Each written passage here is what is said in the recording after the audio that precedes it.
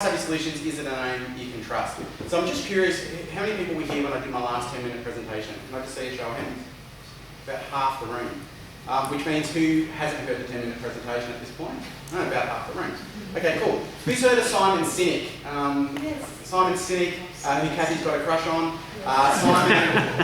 Simon has a thing called Start With Why, and his belief is people don't care what you do or why you or how you do it. They care why you do it, what your story is. So with that in mind, I'm just going to share a little bit about my backstory first, and then we're going to hook into the Savvy Solutions stuff. So for me, my journey has been, at the age of 21, I was the State Manager for the New South Wales call centre for the ANZ Banking Group. So it was a huge rise there, but my physical health wasn't able to handle the 70-hour weeks and whatnot. So I had a huge crash, and then that saw me in bed for all but 2 hours of the day for an 8-year period. So it was during that time, it was obviously a very difficult time mentally and physically, and I started, fortunately I was into movies, and I started focusing on what I could do as opposed to all the things I couldn't do. So I couldn't socialise anymore, I couldn't work anymore, etc. But what I could do is indulge my passion for movies. So I started watching these movies, and I noticed that the patriarch of the movie, the hero of the movie, was able to educate his way out of the position that he found himself in. And given that the position that they were in was worse than me, and given that they had risen up really strongly, I thought if they can, I can too. So that started a fascination with human behavioural science and a commitment of reading a book every couple of weeks. And I've stayed in that habit, and I've just been devouring these books on human behavioural science. Eventually that led to me recovering over the next 6-year period, doing really well in career, being able to earn a lot of money as a salaried employee in sales. Not really thriving, more so surviving. Then I did an 18-month degree in human behavioural science, and that's a degree that less than 1% of people that start out actually finish, and I was blessed and privileged to complete that. And that allowed me to start my coaching practice, which has now been around for a couple of years, and I'm blessed and fortunate to say it's extremely successful.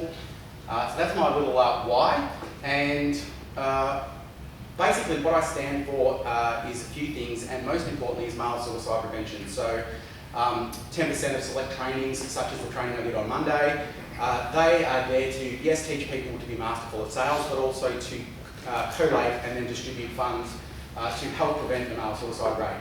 Last year in Australia alone, 2,000 men committed suicide. There's 8 suicides a day, 6 of those are men. So it's a really, really serious issue and really affects men profoundly. So as a result of that, I utilise Savvy Solutions to funnel funds, and the most recent thing we're able to do is get a library set up with books so that bereaved parents don't have to travel to Melbourne to get an appointment with a counsellor. There's a counsellor on 2 days a week here at Span Geelong, and there's now, thanks to the funds that everyone in this room helped me raise, there's now books and so forth so those bereaved parents can get instant help. Okay, so Savvy Solutions is all about real sales relationships and maximum business profits. So how are real sales relationships formed? There are 2 things that allow you to become masterful at sales. One is understanding the behavioural code. So that's involved NLP, Neuro-Linguistic Programming, it involves DISC, and it's about the tone that you speak in, it's about the word choices that you have, yes, and it's about the energy that underpins it all. And there is a way that you can read your prospective buyer within about a minute and a half at the most. Yes, you can read them over the phone, or you can read them in person. Once you read your prospective buyer and understand which quadrant they live in, it then becomes very easy because you know how that quadrant likes to be communicated to feel valued, respected, appreciated and known.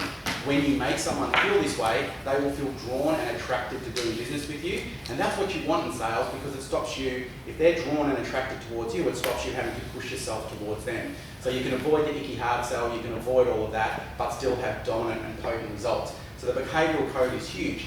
But now once you have that rapport and everything's going well with you and the client, you then need to know how to have a proper sales conversation. So most people would understand that you can't bake a cake, put all the ingredients in the mixing bowl, pop it in the oven, it goes for 40 minutes, beautiful, you take the cake out of the oven and go, bugger, I've got the egg, and just crack an egg on top. You wouldn't do that if you were baking a cake, the cake would taste like rubbish. So most people understand this. It's the same with the home. As a builder, you wouldn't just wake up one morning and say, I think I might bung up the frame on that side. You wouldn't do that unless the slab had already been laid. So people understand that everything in life is systems. And whilst I don't believe in scripts at all, the Australian has a huge bullshit detector and they can feel if you're laying a script on them. There are certain frames that you need to cover in a certain order. And if you cover them in the right order, you can actually use the first frame to really set up success for the second frame and the third frame. By the time you get to the fifth frame, the money frame, it's a very easy conversation and the sale closes itself. So it's just about getting systemised with the conversation. So the behavioural code, build rapport and a deep relationship. The conversation code, leverage that relationship for a closed sale. That's what I teach my clients and that's why they're doing so well. In the last few months alone, I've trained Stockdale Lego, Harcourts, Telegraph, Buxton's, Great Ocean Property. I am the recommended sales mentor for the Grand Chamber of Commerce. I figure they've been around 160 years, so I'm extremely proud to hold that position. I'm also the recommended sales mentor for the HIA, and there's 10,000 members in Victoria alone. So once again, incredibly proud that these large organisations entrust me with the sales development of their teams. They're all leaning into the training because they understand one thing. The behavioural code and the conversation code, they're playing out every day, whether you know about it or not. So knowing about it just puts you in a position to win, which is what we're all about. So who am I and what have I done? A mentor once said you should never take advice from someone or lean into someone unless they've got the success that you're wanting. So from a sales point of view, 22 years as a professional salesman, 36,000 hours, that's conservatively. For 6 years I worked for a franchise that had 90 sold builders and I was consistent, and 90 salespeople. I was consistently ranked in the top 3 in the nation. Sold $55 million worth of homes for those builders over that period. For 3 years, I worked for a builder selling software to other builders and was able to nearly double their turnover with no extra spend on staff or advertising. How I was able to do it? The conversation code and the behavioural code, just teaching the salespeople to use it.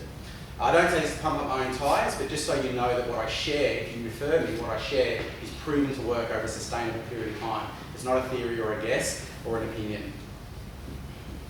So why does becoming educated in the behavioural code and conversation code work so well? Most sales techniques use the 5% of the conscious mind to communicate to the 5% of the conscious mind of the buyer. It's very surface level, it's very shallow, and it gets mixed results. Because just like an iceberg has 5% sitting above the surface of the water and 95% below the water, the human mind is the same. It's exactly the same. We have 5% of our processing is conscious. 95% of what we process, it's happening, but we're unconscious to it. And so when you learn these sales techniques that I teach, it allows you, the salesperson, to communicate directly to the unconscious mind of your buyer. And as I say, have them leaning in and compelled to work with you. So let's just chat quickly about referrals. My bread and butter referrals, people like yourself in the room, solopreneurs who want to be dominant at sales without having to resort to the icky hard sell and use a technique that's much more elegant and that results in a perfect sales conversation. A perfect sales conversation is one that feels good for you, good for your buyer, and results in the correct decision. So that's bread and butter. Cream referrals. Businesses with 4 staff or more who are wanting those staff to be upskilled and drive up their profits through getting better at sales. And dream referrals are the same as the aforementioned, but that want me back each month. So some of my clients, such as Buxton's, have me going back every single month, which is wonderful. All right, things to listen out for. Check in with frustrations. Things like, I don't know what happened, the sale was looking so good, and then all of a sudden they dropped off. 1 minute it was going fantastic, then they stopped returning calls and emails, and I don't really know why.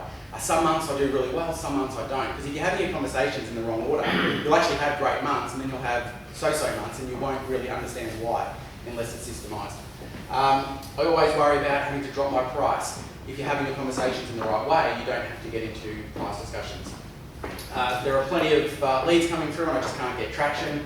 I know I'm good at what I do, but I just can't put myself out there. That's a really common thing actually for people in this room, where you're excellent at what you do, but you're just not sure how to put yourself out there in a way that doesn't have you feeling that you're being showy. So, who I don't help? I don't help people wanting business coaching, and I don't help people wanting marketing help. So if the person you're talking to wants extra leads in their business or wants systems and structures in their business, there are people in here in Geelong and people in this room that are way better at that than me. So it's really important to not refer those people to me. But if the person wants to know how to expertly develop rapid and deep rapport and then convert the most amount of clients possible through a correct, elegant and good feeling sales conversation, that's exactly who you would refer to. So thank you so much for all of your support. So many of you in this room have actually attended a workshop, come to a deep dive training, referred business to me, taken a 5-session coaching package. You know, when I came to renewing my BNI membership, I didn't hesitate because so many of you in the room have been really good to me, and I'm incredibly grateful and thankful. So just in closing, what I'd like to do as an expression of my gratitude is offer every single person in the room a 20-minute sales health check. You're welcome to take me up on that. And what we'll do is just spend 20 minutes together. I'll see if there is a gap in your sales conversation. If there is, we can talk about how to bridge that gap. And if there isn't, you'll just get my ticket of approval and you at least got the peace of mind that you're having your sales conversations in the right order. The other thing I'd like to do to express my gratitude is I'm just going to come around the room. There you go, Pete. I'm handing out these vouchers. These vouchers, there you go, Jody. There you go, these were $247. And what I'm suggesting is you give them as an end of financial year gift to your clients. So pick a client that means a lot to you, and give them one of these as an end of financial year gift. It's a value add. They get $247 worth of value, and it hasn't cost you a cent. So just a lovely thing that you can do for your clients. It's not going to cost you a cent. However, they'll get $247 worth of value.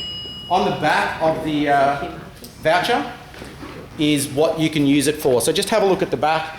I can use the Human Behavioural Science to help clients in many ways in addition to sales. And I love to help. It's my way of giving back. And thank you so much for your attention this morning. I really appreciate it.